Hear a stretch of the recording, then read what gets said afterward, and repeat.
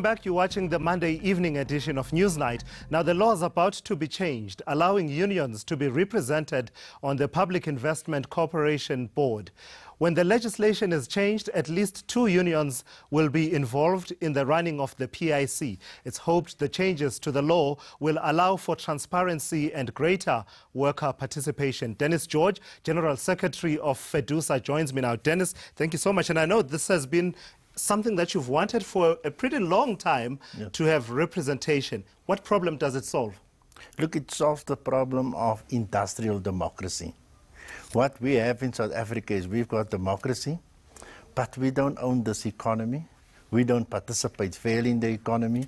And everything that was done in 1994, this chapter was left over for us to campaign.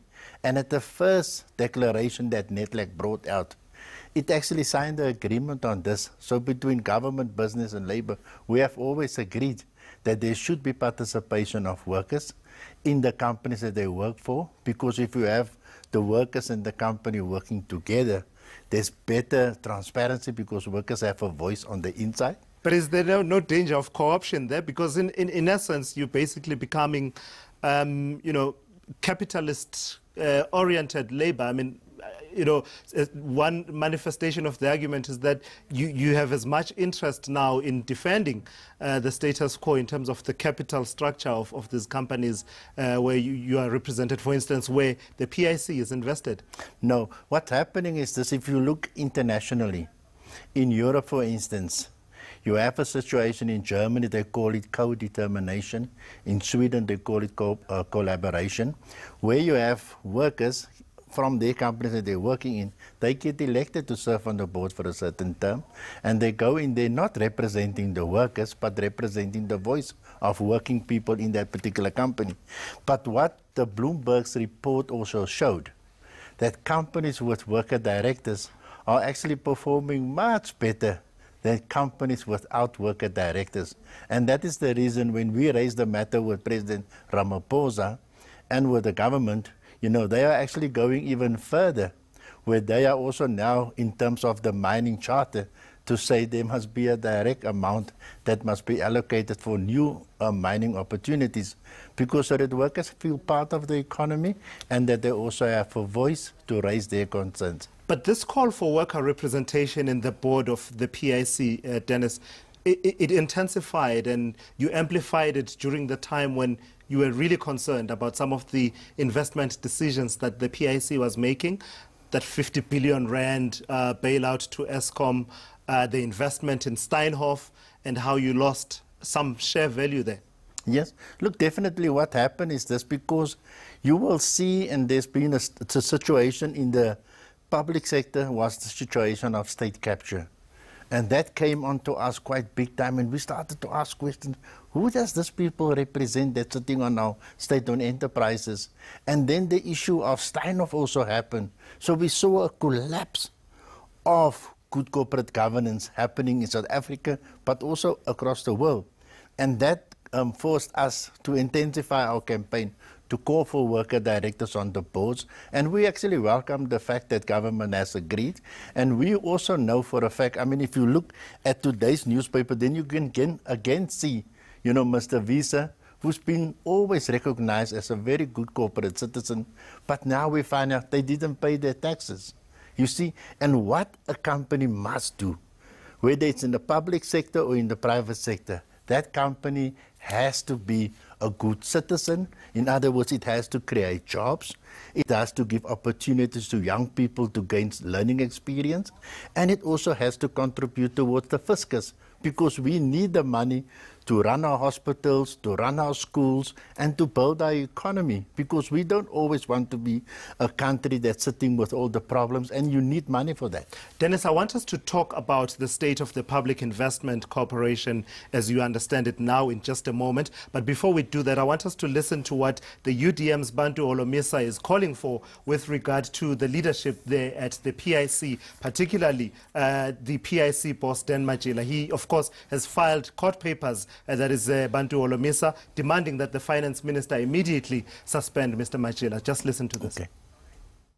We felt that we are not going to leave this thing to lie down. And as a result, last Friday, we served him with papers as well as PIC, and the hearing will take place on the 10th of July in Pretoria High Court. And we are saying that in that letter that Mr. Machila, the CEO of PIC, should be suspended immediately pending the inquiry.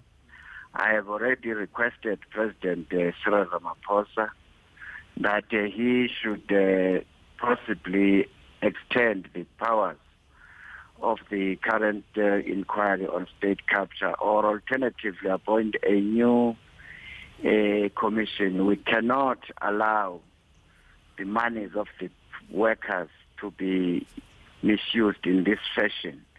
It's not only the allegation around a so-called girlfriend, but there are other numerous transactions which have been making rounds in the media.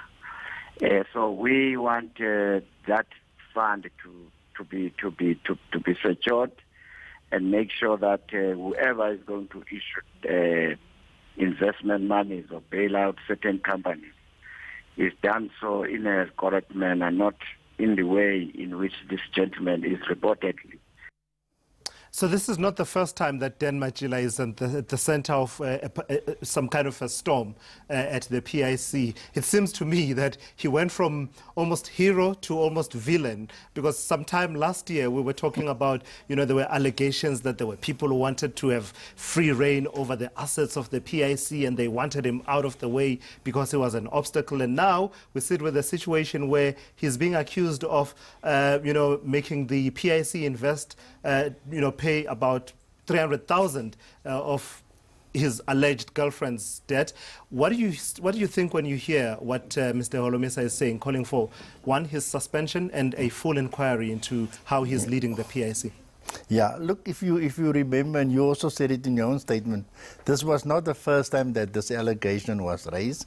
And what I must just say from our side is that Mr. Machila is only the CEO of the PIC. You see, he is not a board, because any decision for any person that get any funding application approved, it has to go through the investment committee and it has to be approved and endorsed by the board. You see, so these allegations that Mr. Holomisa is making from the UDM, in my view, it's an application not in the interest of justice. It's not even based on facts. It's not even based on issues. I've investigated this thing for myself. I've read the article that was in the Business Day today. They said, no, the board changed its minutes. Who approves minutes of a board of any company? It is the board. Before you accept the minutes, if somebody said he left the meeting at 10 o'clock and the meeting person recorded say he left at 12 o'clock, then you must correct those minutes before you approve those minutes. But what also happened previously, that the previous chairperson and Mr. Buthelezi that was there, Deputy Minister of Finance, he was the person that did the investigation. People said at that time he wants to remove Dr. Dan Machila. But in fact, they were the people that actually cleared him of all allegations. But this is a very important issue, and I think your listeners must listen to this, is the fact that Mr. Eric Mabaso, who is the same attorney, okay, that's representing Mr. Seth Radebe in the case against Mr. of Transnet. Remember the minister removed him from the board? Yes. He's the same attorney. The same attorney that's representing Mr. Tom Moyane, that is now the dismissed person from SARS, and the case that suspended. He brings. It's the same attorney. The same attorney is also representing the three employees that's been suspended and dismissed by the PIC for various matters. It's the same attorney. So I just think this is an orchestrated campaign, to destabilize the PIC. And for us, the most important thing is this. Now that the government have decided to strengthen these things, You know, people have their opinions and have their rights to make allegations, but allegations is not facts. All right, so you have full confidence in Mr. Machel. Quick and final one then. Your assessment of the state of the Public Investment Corporation. It's the largest, asset manager on the African continent with, a diversity of investments. You represent about 550,000 civil servants. Tonight, as they watch this, what is your understanding of the state of their pensions that are being managed by and invested by the PIC? The three federations, Kusatu, Fedusa, and NACTU, we went together as one to the portfolio committee. And we spoke to government and we explained to them what we want to see happening with the PIC. And what they've done was this PIC. They have grown assets under management. Is now close to 2 trillion rand. There is not one company on a stock exchange where the PIC have not invested. But what we want the PIC to do further is we want the PIC to help black people in South Africa who were prevented by monopoly capital of participating in the economy. They must help them to finance companies, their companies for them, because they struggle to get finance from the banks. And they must also support them to become listed on a stock exchange so that we can have great companies that can create more jobs and give our young people an opportunity to gain workplace experience in our companies. I imagine that those are some of the issues you'll now be able to raise once your representation is confirmed on the board of the PIC. Dennis George, thank you so much for coming through. He is, of course, the Fedusa General Secretary, joining us here and talking about issues to do with the Public Investment Corporation.